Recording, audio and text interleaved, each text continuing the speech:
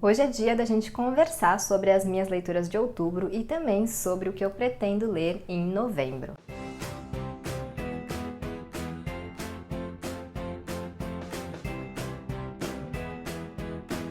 Então, outubro voou e nós já estamos aqui para conversar mais uma vez sobre as nossas leituras do mês e sobre o que pretendemos ler no mês seguinte, que já é o mês presente, né? Mas enfim, já aviso que esse vídeo vai ser grande, porque a minha TBR tá grande e porque eu ativei o modo leitura em outubro e consegui ler bastante, então a gente vai conversar por um tempinho no vídeo de hoje. Antes da gente começar, vou pedir para você se inscrever aqui no canal, caso não seja inscrito, para curtir e compartilhar esse vídeo, porque ajuda bastante na entrega do conteúdo, e também vou deixar o meu obrigada aos membros do Clube na Manita. Em especial para Thaís e para Clara, minhas amigas que foram aí minhas companhias em várias dessas leituras que eu fiz. Bom, então meu mês de outubro começou com There's Someone Inside Your House, que agora está publicado aqui no Brasil pela Intrínseca como Tem Alguém na Sua Casa.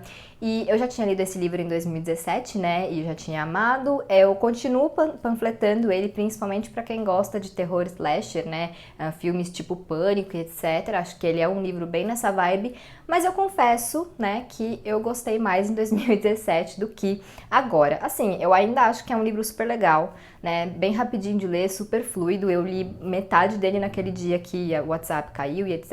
Então peguei para fazer essa leitura, mas eu encontrei alguns pontinhos assim que eu já não gostei tanto dessa vez, e acontece, enfim, tá tudo bem, mas continuo gostando, principalmente, né, da questão do terror slasher e também da representatividade que tem aqui nesse livro. Então ainda é uma indicação, só não com tanta veemência quanto eu fazia antes, né? E tem a adaptação também na Netflix, né, que eu particularmente não gostei muito, nem como filme avulso, nem como adaptação do livro, mas enfim, tá lá, né, 1h30 assim, pra gente se distrair, pra gente se entreter. Depois eu li Garotas em Chamas, da C.J. Tudor, que, né, enfim, vocês já sabem, é uma autora com quem eu tenho, né, um problema, assim, de querer gostar, mas nem sempre gostar, por inúmeras questões, enfim. Mas eu gostei bastante desse livro, assim, eu fui meio que...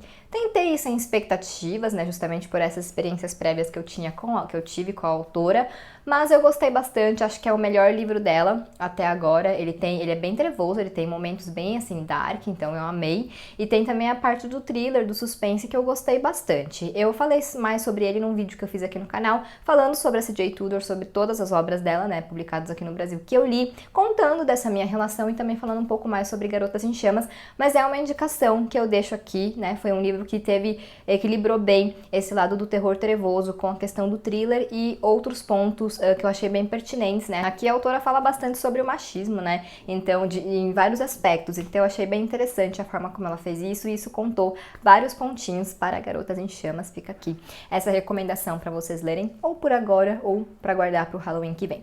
Depois eu li um livro que eu não tenho livro, eu li em book, que não é um terror, né, mas é uma fantasia sombria, eu considero pelo menos, que é A Vida Invisível, de Eri La Rue, né, porque ela é francesa, então acho que é assim que se fala. Bom, esse livro foi a leitura coletiva do Clube Mais Que Livros, da Glau, e... eu não quero que vocês me batam, né, nem me cancelem, eu sei que muita gente amou esse livro e eu não achei um livro ruim, mas eu esperava mais. Talvez eu tenha ido com muita expectativa ou com expectativas meio erradas, então eu faço aqui essa observação, mas eu achei que eu ia gostar, que eu poderia gostar mais, né. Eu tava muito curiosa para ler esse livro, já fazia um tempo, desde que o pessoal começou a ler ele em inglês e tal, por ser da V.E. Schwab, que é uma autora que todo mundo gosta. Eu li dela só Vilão e eu gostei, então eu falei, bom, quero ler esse livro, quero conhecer aí essa história hypada, e é isso, eu esperava mais. Eu não sou muito leitora de fantasia, então por isso eu não quero ficar também criticando, porque não é um gênero que eu tô acostumada, sai da minha zona de conforto, então acho que eu não tenho tanto parâmetro pra falar. Mas como uma leitura, assim, pro meu gosto, eu esperava um pouco mais de fantasia. Eu acho que ele é um livro maior do que deveria ser, eu acho que ele tem umas 500 páginas, eu acho que 350, 400 daria conta do recado. Acho que é muito mais uma história de amor do que uma história de fantasia sombria, realmente, né? Mas eu gosto da reflexão que ele propõe pra gente, que é em relação à nossa marca no mundo, né? Porque, pra quem não sabe, a Ed, ela fez um pacto com a escuridão e ela é eterna, né? Ela é imortal, não morre e ninguém lembra dela. Então ela encontra alguém aqui, daqui a 2 segundos ela vira as costas, a pessoa já esqueceu dela. Então com isso ela não consegue deixar a marca dela no mundo. Então eu achei essa premissa muito interessante, gostei de alguns pontos como a autora desenvolveu essa questão da maldição e tal, mas algumas coisas não me convenceram, não foi algo que bateu pra mim assim, não foi uma coisa que mexeu comigo especificamente, e é isso, né? Eu não achei ruim. Achei uma leitura bem fluida, inclusive, eu li rápido, apesar de eu ter dito que podia ter menos páginas, foi uma leitura fluida, mas eu esperava talvez outra coisa, eu esperava mais, então, enfim, fica aí a minha opinião sobre A Vida Invisível de Addie LaRue. Bom, depois eu li Misery, que foi a leitura coletiva que eu fiz a curadoria no projeto da Esté, né? O Leia Mais, e aí em outubro eu era curadora e escolhi Misery. Eu já tinha lido em 2018, aí eu fui reler porque eu já tinha esquecido muita coisa e continuo adorando esse livro. Agora, né, desde 2018 pra cá, eu li muitos livros do King, então acho que eu consigo entender mais algumas coisas que ele fez e tal. Não é dos meus favoritos do autor, não acho que é um livro tão King, sabe? Principalmente pelo fato dele ter basicamente 2 personagens, né? O Paul Sheldon e a Annie Wilkes, e se passar, né, em grande parte no quarto em que a Annie Wilkes está mantendo o Paul como um prisioneiro, né, uma pessoa que foi sequestrada realmente. Então acho que isso foge um pouco das características do King, mas ao mesmo tempo é o que torna essa obra genial, né, porque ele consegue desenvolver uma história tão rica, tão profunda quanto outras histórias, só com esses 2 personagens e só nesse quarto. Mas enfim, é isso, continuo gostando do livro, continuo indicando. Também para quem quer começar a ler King, eu acho uma boa, apesar, né, de não ser a obra mais King que tem, eu acho que é uma boa porque é uma leitura fluida, né, uma leitura angustiante, aflitiva, que realmente causa várias sensações na gente, então acho que é uma boa pedida para começar na obra do King, mas é isso, né, continuo gostando, porém não é dos meus favoritos do autor. Depois eu li um que já virou assim um queridinho da minha vida, que é O Exorcismo da Minha Melhor Amiga, do Grady Hendrix. Esse livro chegou um dia, no seguinte eu já tava lendo, porque eu tava louca pra fazer essa leitura. Eu já tinha gostado do título, né, porque eu, como uma pessoa trevosa, falou em exorcismo, exorcista, etc., eu já quero ler. E a capa maravilhosa, que é muito anos 80, lembra Stranger Things também, que eu amo. E lá no grupo do clube, né, o Alex já tinha recomendado bastante, aí a Karina leu e também amou. E aí depois o Rafa tava lendo outros livros, né, do autor e também tava adorando, então eu tava super curiosa pra fazer essa leitura e eu amei, superou as minhas expectativas, que eram altas, né? Por quê? Porque eu acho que aqui a gente tem esse lado do terror, né, do exorcismo e tal, então tem um lado trevoso realmente, mas eu já aviso que tem umas partes, bastante partes assim, de terror mais escatológico, um body horror e tal, então pra quem não gosta pode ser meio assim, né? Mas eu gostei muito que, né, eu citei Stranger Things e eu acho que muita gente acaba associando esse livro a essa série por causa da capa e da estética, etc. E eu não acho que essa associação acaba, né, na capa. O livro é do mesmo ano da primeira temporada da série, e eu digo que essa associação não tá errada porque, assim como Stranger Things, O Exorcismo da Minha Melhor Amiga não é simplesmente ambientado nos anos 80, né? Não quer só evocar essa atmosfera que a gente sabe que as pessoas gostam, né, e etc. Tem também muito do contexto social da época, até um pouco o contexto político, enfim, o autor vai soltando algumas coisinhas lá que vão levando a gente realmente para a sociedade da época, né, de 1980, etc. Então eu gostei bastante disso.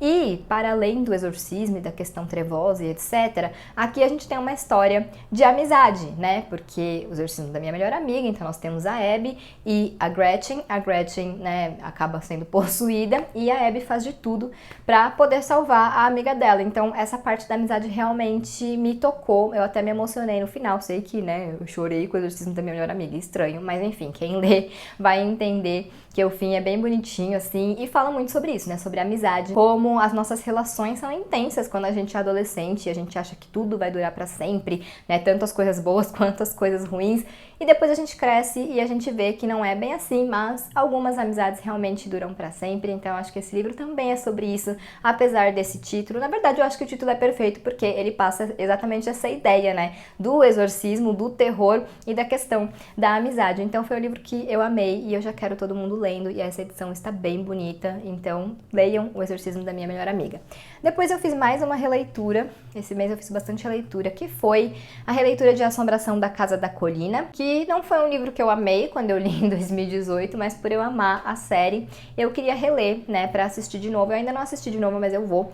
E, enfim, eu adorei essa experiência, continuo não amando o livro, não favoritei nem nada, mas eu acho que agora, né, 3 anos depois, eu consegui entender um pouco mais da proposta dessa obra da Shirley Jackson, por vários motivos, né? Um deles por ter assistido a série, que não é uma adaptação fiel, é mais uma produção inspirada, né, nessa obra, mas eu acho que ela traz alguns insights ali sobre a essência, né, desse livro, mas principalmente porque, né, nesses 3 anos eu mudei como leitora, como pessoa e etc. E acho que isso acabou fazendo com que essa história conversasse mais comigo agora em 2021. Eu amo a atmosfera desse livro, já amei em 2018, continuo amando, acho que tem uma atmosfera muito boa. E uma coisa que pra mim não fez muito sentido há 3 anos foram os diálogos, que eu achei tudo muito, não sei, às vezes parecia que eles não faziam sentido. E dessa vez eles já fizeram, porque essas divagações, esses devaneios dos personagens, eu acho que eles reforçam a atmosfera do livro de uma certa maneira, eles reforçam a essência e as problemáticas desses personagens,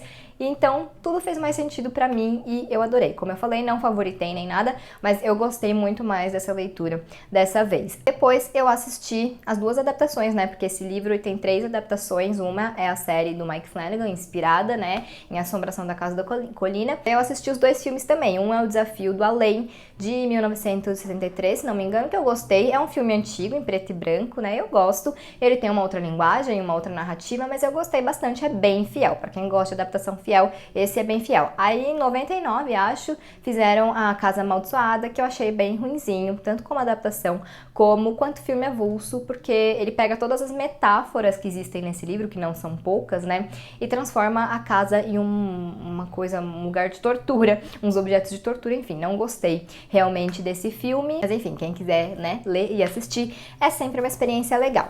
Depois eu li Ex-Mulher, da Tess Simpson. Eu adorei esse livro, é um livro viciante, eu li praticamente de um dia pro outro, porque você começa a ler e a escrita da autora é muito boa, né, muito fluida, mas também porque ela vai colocando, a forma como ela conta essa história é muito interessante. O que eu gostei bastante nesse livro é que ele começa com uma premissa de rivalidade feminina, porque aqui a gente tem, né, a atual esposa e a ex-mulher de um cara, né, o Andrew, e elas ficam ali numa guerra, né, meio que por causa desse homem. Então você fala, nossa, né, que história mais 1900 e bolinha, né, porque esse negócio de rivalidade feminina não está com nada. Mas aí que é interessante, eu acho, né, que a autora fez isso justamente como uma crítica, porque há alguns anos a gente leria essa história de repente e escolheria um lado entre essas 2 mulheres, né, a Cass e a Louise. Hoje, em 2021, a gente lê essa história pensando que, assim, as 2 mulheres cometem seus erros e elas estão em uma competição, mas o verdadeiro culpado disso é o homem, né? Porque, nesse caso, porque ele se aproveita das 2. Elas permitem, de certa forma, né? Mas ele se aproveita das 2 situações e não resolve nada porque tudo pra ele tá muito cômodo, tá muito bom. Então, acho que essa questão, né, que a autora traz nesse livro é bem interessante. Era o que eu esperava e eu gostei da forma como foi desenvolvido e tem várias reviravoltas, várias manipulações, várias revelações e o final me surpreendeu, apesar de eu ter acertado uma parte. Foi aquele combo que eu gosto, né? Acertei uma parte e fui surpreendida em outra, então eu gostei bastante dessa leitura e, como eu falei, é um livro bem fluido, bem viciante, então quando você quiser um thriller pra devorar, Ex-Mulher é uma boa aposta. Aí depois eu saí um pouquinho da minha zona trevosa e li o Cartas para Minha Avó, da Djamila Ribeiro.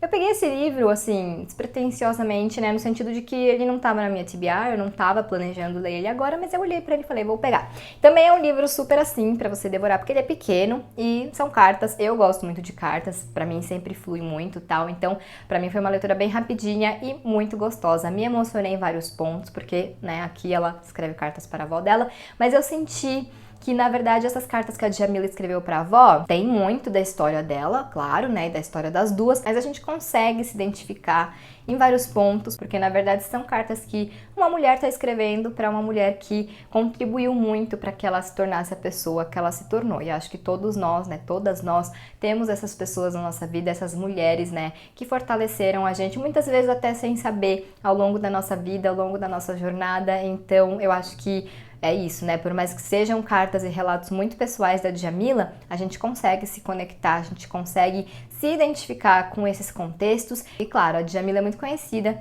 né, por abordar questões raciais e de gênero e etc, né? E ela sempre traz muitas discussões pertinentes e tal. E isso também está presente nesse livro. Ela acaba falando bastante sobre, né, como o racismo estava presente na vida dela desde sempre, como ela sofreu com isso, como isso foi podando algumas partes da vida dela, né? Também falando um pouco sobre machismo e tal, sobre como isso estava também no contexto familiar dela. Então eu achei bem interessante como ela inseriu esses assuntos que, né, pelos quais ela é conhecida, né, por discutir e tal, mas de uma maneira muito pessoal também nessas cartas que eu achei lindas. Enfim, eu me emocionei bastante nessa leitura. Fica aqui também a recomendação. E por fim, consegui ler mais um em outubro, que foi Invasores de Corpos, do Jack Finney. É isso, né? Eu gostei bastante, é outro livro bem fluido, ele também não é grande, ele tem 200 páginas, 211 acho, então ele é um livro curto.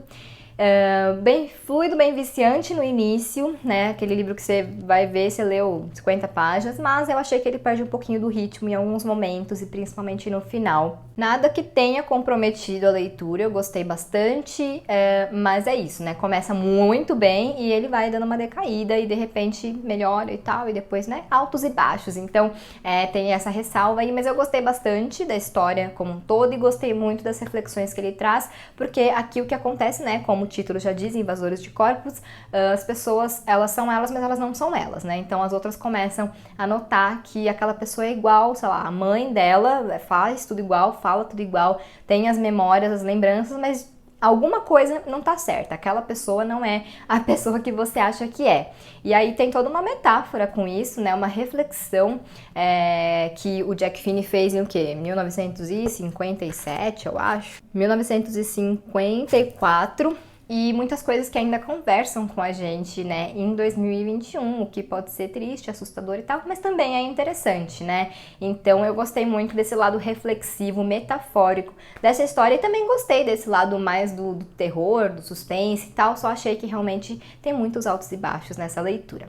Então essas foram as leituras que eu fiz, como eu falei, eu consegui ler bastante nesse mês, porque realmente me dediquei, né? E a minha TBR, não sei se vocês lembram, né, mas ela era gigante, já sabia que eu não leria todos, mas eu consegui ler alguns e eu fiquei feliz com o meu desempenho, principalmente porque foram, né, muitas leituras e releituras ótimas, né, alguns favoritinhos talvez tenham saído aí dessas leituras de outubro. Então agora vamos para a nossa TBR de novembro, que também está gigante, mas enfim, como sempre, né, como eu falo, o importante é a gente ler e se divertir nesse processo, né, e se a gente flopar, flopou. Não tem problema. As listas são mais incentivos e para organizar e tal, uma metinha, né? Mas eu realmente não fico me cobrando para ler todos os livros, o que vier é lucro. Então eu vou começar a TBR de novembro com a leitura do Clube na Manita, que é Novembro de 63, que eu amo, é um dos meus livros favoritos do King, então eu tô muito animada de reler, porque sim, eu vou reler, e de compartilhar essa história com o pessoal do clube. Se você quiser ler com a gente, ainda dá tempo,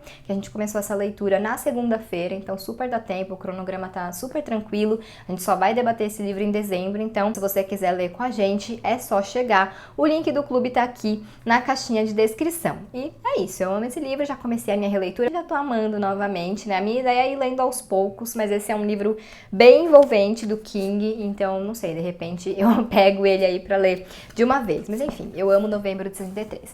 Aí, que mais? Estou lendo Naquele Fim de Semana, da Sarah Alderson. Eu li literalmente 5 páginas, né? Então ainda não tenho uma opinião, uma primeira impressão. Mas eu já gostei, porque aqui a gente tem duas amigas, né? E uma delas é mãe de uma menina pequena, então parece que vai ter algumas reflexões sobre maternidade, sobre como a maternidade transforma a mulher e etc. Não sei, né? Vamos ver.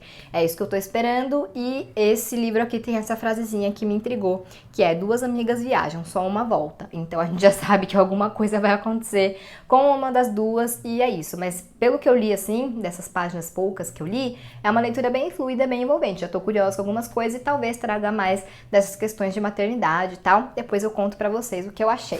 Aí nesse mês também vou ler O Domingo, da Annalise Soares, né? Já falei desse livro aqui no unboxing. A Annalise, ela também é produtora de conteúdo literário aqui no YouTube e lá no Instagram. A gente trabalhou juntas em 2013, 2014 no Portal Terra, então nós temos uma história. E recentemente ela lançou Domingo, né? O romance dela, e eu tô super animada pra fazer essa leitura porque eu gosto muito da escrita da Annalise, né? Ela tem uma escrita bem poética, mas bem visceral, assim, então eu gosto bastante, tô animada.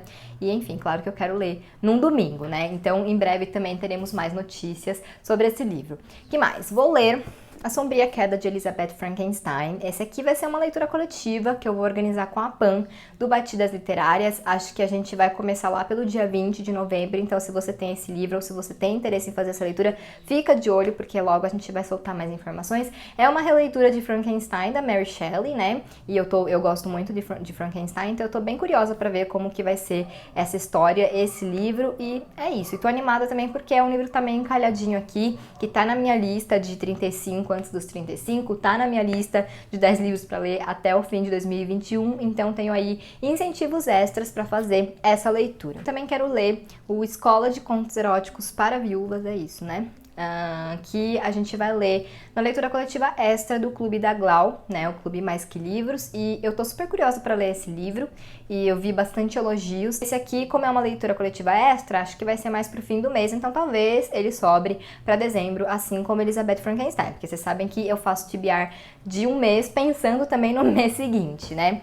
Aí tem também o Gente Ansiosa, do Frederick Backman, que não vai ser uma leitura coletiva oficial do Clube da Glau, mas vai ser ali uma leitura coletiva paralela, porque tem um pessoal que quer ler. Mas em dezembro também vai ter a leitura coletiva aí, é oficial da Kelly, e aí eu vou divulgar lá nos stories do Instagram para quem quiser participar, porque eu sei que muita gente quer ler esse livro ou quer conversar sobre esse livro, então eu vou divulgar também para quem quiser participar. E esse livro tá também na minha lista de 10 livros até o fim de 2021, e eu tô curiosa, estou ansiosa para ler Gente Ansiosa, porque eu acho que vai trazer muitas reflexões e também porque eu já vi algumas resenhas negativas, apesar do hype, então eu quero saber de que lado eu vou ficar, e é isso, tô bem animada. Mas também é uma leitura que talvez fique para dezembro, né? Tem outros dois que eu quero muito ler, que eu vou ler em breve, que é o Para Sempre Interrompido, da Taylor Jenkins Reid, e o Belo Mundo, Onde Você Está, da Sally Rooney. Esse aqui eu vou mostrar a capa normal pra vocês, porque esse aqui é a capa do Clube do Livro do Submarino com a Obvious Agency. Vocês podem comprar assim no Submarino, mas essa é a capa oficial